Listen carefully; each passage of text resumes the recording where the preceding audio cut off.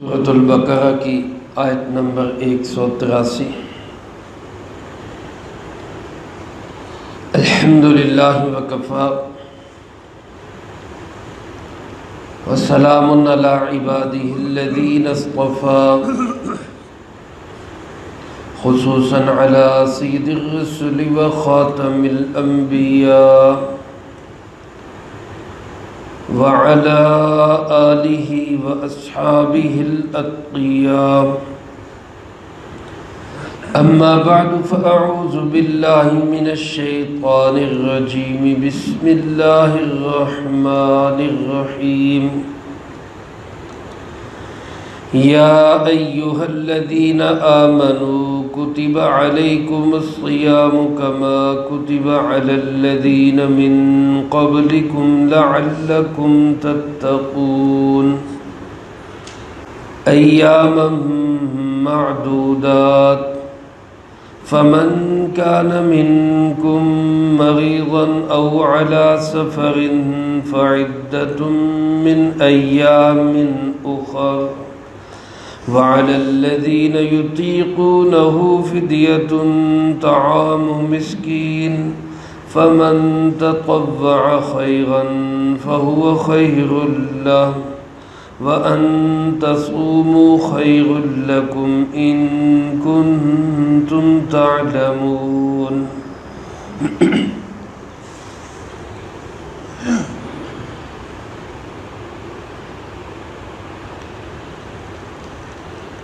گزشتہ رکوع کے آغاز سے اللہ رب العالمین نے ابواب البر کو بیان فرمایا ہے۔ نیکی کے بڑے بڑے باب کون کون سے ہیں؟ اجمالاً 6 چیزوں کو ذکر کرنے کے بعد اس کا تفصیلی بیان شروع فرمایا۔ پہلا حکم بیان ہوا قصاص اور دیت کے متعلق، دوسرا حکم بیان ہوا وصیت کے متعلق۔ آج جو آیات مبارکہ تلاوت کی گئی، یہاں سے لے کر اس رکوع کے تقریباً آخر تک اللہ پاک نے روزوں کے متعلق گفتگو فرمائی ہے۔ رمضان کے روزے جو امت مسلمہ کے لیے فرض بھی ہے اور اسلام کا ایک رکن بھی ہے، جو 5 اراکین، 5 ارکان اور 5 ستون جناب محمد کریم صلی اللہ علیہ وسلم نے اسلام کی بلڈنگ کے بیان فرمائے ہیں، ان 5 عمود ستون میں سے ایک بڑا ستون روزہ ہے۔ عربی زبان میں روزے کے لیے لفظ ہے صوم کا، صاد واو میم۔ اس صوم کا معنی ہوتا ہے امساک، رکنا۔ شریعت کے اندر رکنے کو، کس رکنے کو روزہ کہا جاتا ہے؟ اس صبح صادق کے طلوع سے لے کر غروب آفتاب تک کھانے پینے اور نفسانی خواہشات سے نیت کر کے رک جانا۔ ایک تو وقت ہو صبح صادق سے غروب آفتاب تک، دوسرا نیت ہو روزے کی، اور تیسرا ان 3 چیزوں کو بالکل استعمال نہ کیا جائے، نہ کھانے کو، نہ پینے کو، نہ جماع یعنی اپنے نفسانی جذبات اور خواہشات کو۔ اس سے رکنے کا نام روزہ ہے۔ اللہ پاک ارشاد فرماتے یا ایھا الذین آمنوا، اے ایمان والو، کتب علیکم الصیام، تم پر روزے فرض کر دیے گئے۔ یہی کتبہ کا لفظ قصاص میں بھی ارشاد فرمایا، یہی کتبہ کا لفظ وصیت کے لیے بھی ارشاد فرمایا، اور یہی کتبہ کا لفظ روزوں کے لیے استعمال فرمایا۔ لفظی معنی اس کا لکھ دیا گیا، مراد اس سے یہ ہے کہ طے کر دیا گیا، لکھ دیا گیا، فرض کر دیا گیا تمہارے لیے اے ایمان والو، فرض کر دیے گئے ہیں الصیام، روزہ رکھنا یہ تمہارے لیے فرض قرار دیا گیا ہے۔ کما کتب علی الذین من قبلکم، جیسا کہ تم سے پہلے لوگوں پر روزے فرض کیے گئے۔ روزے کا حکم دے کر اس کے ساتھ یہ بات فرما دی کہ یہ صرف تمہارے اوپر فرض نہیں کیے گئے بلکہ تم سے پہلی امتوں پر بھی روزے فرض کیے گئے تھے۔ اس سے گویا اس کی مشقت کم ہو جاتی ہے کہ روزہ رکھنا، بھوکا پیاسا رہنا، اپنے آپ کو خواہشات سے کنٹرول میں رکھنا، یہ بہرحال ایک مشقت طلب عمل ہے، صبر آزما عمل ہے، اور جب مشقت عام ہو جاتی ہے تو وہ ہلکی ہو جاتی ہے۔ اس لیے اللہ پاک نے گویا تسلی دے دی امت مسلمہ کو کہ حوصلہ رکھو، صرف تم پر فرض نہیں کیے گئے، تم سے پہلی امتوں پر بھی روزے فرض کیے گئے تھے۔ علماء نے لکھا ہے حضرت سیدنا آدم علی نبینا وعلیہ الصلاۃ والسلام سے لے کر آخری نبی امام الانبیاء سید الانبیاء خاتم الانبیاء جناب محمد مصطفیٰ صلی اللہ علیہ وآلہ وسلم کی شریعت تک ہر شریعت میں روزہ فرض رہا ہے۔ جس طرح نماز ہر شریعت میں فرض رہی ہے، اسی طرح روزہ بھی ہر شریعت میں فرض رہا ہے۔ البتہ اتنی بات ہے کہ روزوں کی فرضیت رہی، لیکن روزے کی کیفیت کیا تھی؟ کیا وہی کیفیت جو ان قوموں کے لیے تھی وہی ہمارے لیے؟ تعداد کیا تھی؟ ان کی اور ہماری کیا تعداد برابر ہے؟ یا روزے کا ٹائم، وقت کہاں سے شروع ہوگا کہاں تک ختم ہوگا؟ ضروری نہیں کہ یہ سب وہی ہو جو پہلی امتوں میں ہے۔ روزہ اپنی حیت اور شکل کے اعتبار سے ہر امت میں فرض رہا ہے، لیکن تعداد مختلف رہی ہے، اوقات مختلف رہے ہیں، طریقہ کار مختلف رہا ہے۔ حضرت داؤد علیہ السلام کا روزہ، جس کو جناب نبی پاک صلی اللہ علیہ وسلم نے پسندیدہ روزہ قرار دیا، وہ روزہ یہ تھا کہ ایک دن روزہ رکھتے، ایک دن افطار کرتے، یعنی مہینے کے 15 دن روزے، 15 دن افطار۔ اسلام نے جناب محمد کریم صلی اللہ علیہ وآلہ وسلم کی شریعت میں ایک مہینے کے روزے، رمضان المبارک 29 یا 30 دن۔ بعض علماء نے لکھا حضرت آدم علیہ السلام کی شریعت میں ایام 20 کے روزے فرض تھے۔ ایام 20 کہا جاتا ہے چاند کی 13، 14 اور 15 تاریخ کو۔ 13، 14 اور 15 کیونکہ یہ راتیں ایسی ہوتی ہیں کہ رات کو چاند کی خوب روشنی ہوتی ہے، گویا دن کو سورج کی روشنی، رات کو چاند کی روشنی، یہ دن 20 اور چمکدار اور روشن دن کہلاتے ہیں۔ اسلام کے اندر ان 3 دنوں کا روزہ سنت ہے۔ اسی طرح بعض شریعتوں میں عاشورہ کا روزہ، 10ویں محرم کا روزہ فرض رہا۔ شروع اسلام میں بھی جب رمضان کے روزے فرض نہیں تھے، 10ویں محرم کا روزہ فرض تھا، لیکن اب 10ویں محرم کا روزہ بلکہ اس کے ساتھ 9ویں محرم کا روزہ یہ مسنون ہے۔ بہرحال اللہ پاک نے اس لفظ کے اندر امت مسلمہ کو تسلی دے دی کہ یہ روزہ صرف تمہارے لیے فرض نہیں، تم سے پہلی امتوں پر بھی روزے فرض رہے۔ روزے کا مقصد کیا ہے؟ فرمایا لعلکم تتقون، تاکہ تم پرہیزگار بن جاؤ۔ تقوی کی ایک مشق ہے، ایک پریکٹس ہے تقوی کی، کہ روزہ رکھ کے انسان حلال چیزوں سے بچتا ہے، اور تنہائی میں بھی بچتا ہے۔ ایک آدمی نے روزہ رکھا ہوا ہو، ٹھنڈا پانی اس کے پاس موجود ہو، گھر میں کوئی دیکھنے والا نہیں اور کوئی ایسا آلہ نہیں جس سے پتہ چل جائے کہ اس کا روزہ ہے یا نہیں، وہ انسان تنہائی میں بھی پانی استعمال نہیں کرتا۔ کیوں؟ اللہ دیکھ رہا ہے۔ یہی مشق کروائی جاتی ہے کہ جب حلال چیزوں کو اللہ کے حکم پہ چھوڑ دیا تو پھر حرام کو بھی چھوڑ دو۔ اسی چیز کا گویا کہ مشق ہے، یہی سبق ہے، یہی تقویٰ ہے۔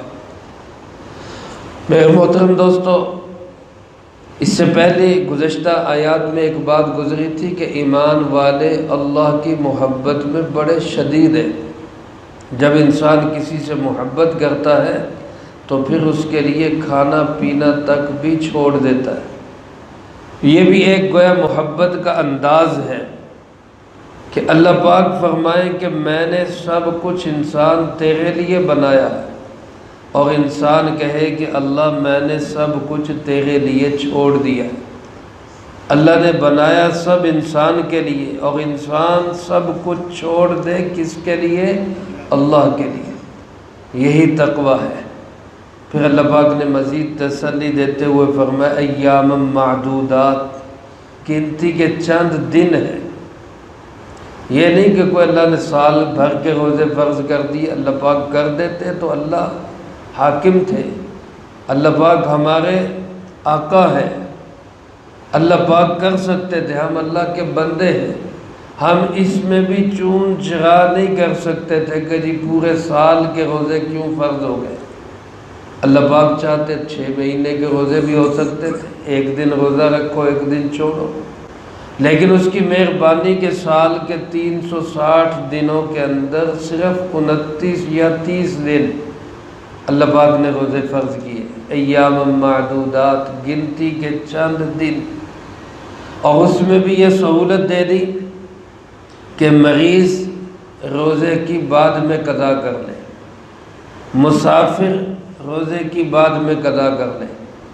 چنانچہ فرمایا فمن کان منکم مریضا، جو کوئی تم میں سے بیمار ہو، بیمار سے مراد ایسا بیمار جس کے لیے روزہ رکھنا مضر ہو۔ کچھ بیماریاں ایسی ہوتی ہیں جن میں روزہ رکھنا صحت کا سبب بنتا ہے۔ ایک حدیث پاک ہے جس کو حضرت مولانا سواتی صاحب نے معالم العرفان کے اندر نقل کیا ہے، فرمایا تصوم و تصحیح، روزہ رکھو اور صحت حاصل کرو۔ بعض چیزوں سے روزہ رکھ کے صحت حاصل ہوتی ہے، لیکن کچھ بیماریاں ایسی ہوتی ہیں کہ روزہ رکھ کے وہ بیماری بڑھتی ہے یا انسان کی ہلاکت کا سبب بن جاتی ہے۔ ایسی بیماری کی حالت ہو تو اللہ پاک نے اس کے لیے فرمایا کہ پھر دوسرے دنوں میں قضا کر لی جائے۔ دوسرا فرمایا او علی سفر، یا کوئی بندہ سفر پر ہو، یہاں لفظ فرمایا علی سفر، سفر پر ہو۔ سفر پر وہی انسان سمجھا جاتا ہے جو کسی لمبے سفر پر ہو، چھوٹے موٹے سفر کو سفر پر نہیں کہا جاتا۔ اور لمبے سفر کی مقدار کیا ہے؟ قرآن کریم میں وہ کہیں بیان نہیں کی گئی۔ نبی کریم صلی اللہ علیہ وسلم کی احادیث سے علماء کرام نے یہ اخذ کیا کہ وہ 48 میل ہے، 3 منزل، ایک منزل انسان روز سفر کرے تو 3 دن میں 48 میل کا سفر ہوتا ہے، تو 48 میل جس کے 77 کلومیٹر بنتے ہیں، یہ علماء نے طے کیا کہ یہ ہے سفر۔ تو اتنے سفر کے ارادے سے جو بندہ گھر سے چلے اس کے لیے روزہ چھوڑ دینے کی اجازت ہے۔ روزہ شروع ہونے سے پہلے اگر سفر شروع ہو جائے تو وہ روزہ چھوڑ سکتا ہے، بعد میں قضا کر لے۔ چنانچہ اللہ پاک فرماتے فعدۃ من ایام اخر، یہ گنتی پوری کر لے دوسرے دنوں میں۔ صرف اتنا نہیں فرمایا کہ اس پر قضا ہے، بلکہ فرمایا کہ یہ دوسرے دنوں میں گنتی پوری کرے۔ علماء نے لکھا ہے کہ اگر مسافر کو یا مریض کو رمضان کے بعد کوئی دن ہی نہیں ملتا، مثلا مسافر تھا، خدا نہ خواستہ وہ عید سے پہلے ہی فوت ہو گیا، تو اب اس پہ قضا بھی نہیں ہے کیونکہ اس کو موقع ہی نہیں ملا، یا اسی طرح بیمار تھا، اس نے روزہ چھوڑا ہوا تھا، اب روزے کی قضا تو کرنی تھی عید کے بعد اس کو موقع ہی نہیں ملا، وہ فوت ہو گیا، تو اس کے ذمے ان روزوں کی قضا بھی نہیں ہے۔ اس لیے اللہ پاک نے یہ تعبیر اختیار کی فعدۃ من ایام اخر، دوسرے دنوں میں موقع ملے تو گنتی پوری کر لو۔ اگلا حکم اللہ پاک نے بیان فرمایا فدیے کے متعلق، فرمایا وعلی الذین یطیقونہ فدیۃ طعام مسکین۔ لفظی ترجمہ اس کا یوں ہے کہ وہ لوگ جو روزے کی طاقت رکھتے ہیں وہ ایک مسکین کا کھانا فدیہ میں دے دیں۔ جو طاقت رکھتے ہیں وہ ایک مسکین کا کھانا فدیہ میں دے دیں۔ طاقت رکھتے ہیں کا کیا مطلب؟ امام شاہ ولی اللہ رحمۃ اللہ علیہ فرماتے ایسی تعبیرات میں نفی کا لا محذوف ہوتا ہے، اصل عبارت یہ ہے وعلی الذین لا یطیقونہ، جو لوگ روزے کی طاقت نہیں رکھتے وہ روزے کا فدیہ دے دیں۔ بعض حضرات نے فرمایا کہ شروع اسلام میں اجازت تھی کہ اگر کوئی انسان طاقت رکھتا بھی تھا اس کو بھی اجازت تھی کہ روزہ رکھنا چاہے تو روزہ رکھ لے، فدیہ دینا چاہے تو فدیہ دے لے، لیکن اگلی آیت کے جملے میں ہی فرما دیا کہ روزہ رکھو تو یہ تمہارے لیے بہتر ہے، اور اس سے اگلی آیت میں لازمی کر دیا جہاں روزے کا مہینہ آ جائے وہ روزہ ہی رکھے۔ اس لیے یہ حکم تندرست آدمی کے حق میں ختم ہو گیا۔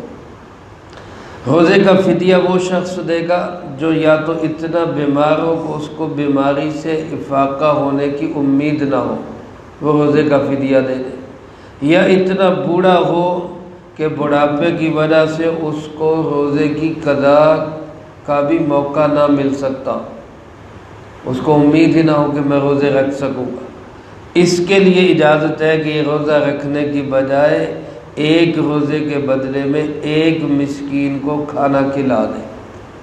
ہمارے یہاں بعض لوگ سمجھتے ہیں روزہ رکھوانا، کہ یہ جو کھانا کھلانا اس کا مطلب ہے روزہ رکھوانا۔ یاد رکھیں کوئی کسی کا روزہ نہیں رکھتا، ہر کوئی اپنا روزہ رکھتا ہے۔ یہ جو کھانا کھلانا ہوتا ہے یہ فدیہ ہوتا ہے، اس نے روزہ آپ کا نہیں رکھنا، روزہ اس نے اپنا رکھنا ہے، اس پہ خود پہ فرض ہے۔ آپ کا فدیہ اس طرح ادا ہوگا کہ آپ اس کو صبح و شام کھانا کھلا دیں۔ اگر کھانا کھلانا چاہے تو ایک مسکین کا مطلب جو مستحق کے زکوٰۃ ہو اس کو صبح و شام کا کھانا کھلا دے، یا اگر نقدی میں دینا چاہے تو ایک روزے کے بدلے میں صدقۃ الفطر کی مقدار یعنی تقریباً 2.25 سیر گندم یا اس کی قیمت اس کو ادا کر دیا جائے، یہ ایک روزے کا فدیہ ہے۔ کم از کم مقدار یہ ہے، جو زیادہ دے دے گا وہ بہتر ہے۔ فرمایا فمن تطوع خیرا، جو اپنی طرف سے نفلی بھلائی کرے گا فہو خیر اللہ، وہ اس کے لیے بہتر ہوگا، یعنی یہ کم سے کم مقدار ہے، جو زیادہ خرچ کر دے گا اس کے لیے ظاہر ہے زیادہ خرچ کرنا زیادہ بہتری کا سبب ہوگا، لیکن اس کے ساتھ فرمایا وَأَن تَصُومُوا خَيْرٌ لَكُمْ، فدیہ دینے کی بجائے روزہ ہی رکھو تو یہ تمہارے لیے بہتر ہے۔ بہتری اسی میں ہے کیونکہ روزے سے جو روحانیت ملتی ہے وہ فدیے سے روحانیت نہیں ملے گی۔ روزے سے جو اللہ کا قرب اور اللہ کی محبت نصیب ہوتی ہے وہ کسی اور عمل سے نصیب نہیں ہوگی۔ روزہ اتنی بڑی فضیلت والا عمل ہے، فرمایا الصوم لی وانا اجزی بہ، روزہ میرے لیے ہے اور اس کا بدلہ بھی اللہ فرماتے میں خود دوں گا۔ بعض علماء نے اس کو پڑھا ہے انا اجزا بہ، روزہ میرے لیے ہے اور اس کے بدلے میں خود مل جاتا ہوں۔ اس لیے جو فائدہ روزہ رکھنے کا ہے وہ فدیہ دینے کا نہیں ہو سکتا۔ اس لیے فرمایا ان تصوموا، تم روزہ ہی رکھو، خیر لکم، یہی تمہارے لیے بہتر ہے، ان کنتم تعلمون، اگر تم جانتے ہو۔ تو یہ روزوں کی فرضیت اور فدیہ کے متعلق گفتگو ہوئی۔ مزید روزوں کے احکامات اللہ پاک نے اگلی آیات میں بیان فرمائے ہیں، وہ انشاءاللہ اگلی فرصت میں آئیں گے۔ اللہ پاک سے دعا ہے اللہ مجھے آپ کو سب کو قرآن و سنت کی صحیح سمجھ نصیب فرمائے اور اس پہ عمل کر کے دوسروں تک پہنچانے کی توفیق عطا فرمائے۔ اللہم انت السلام ومنک السلام، تبارکت ربنا وتعالیت یا ذا الجلال والاکرام۔ اللہم اعنا علی ذکرک وشکرک وحسن عبادتک۔ اللہم احسن عاقبتنا فی الامور کلها واجرنا من خزی الدنیا وعذاب الآخرہ۔ اللہم باقیتا کباقیت الولید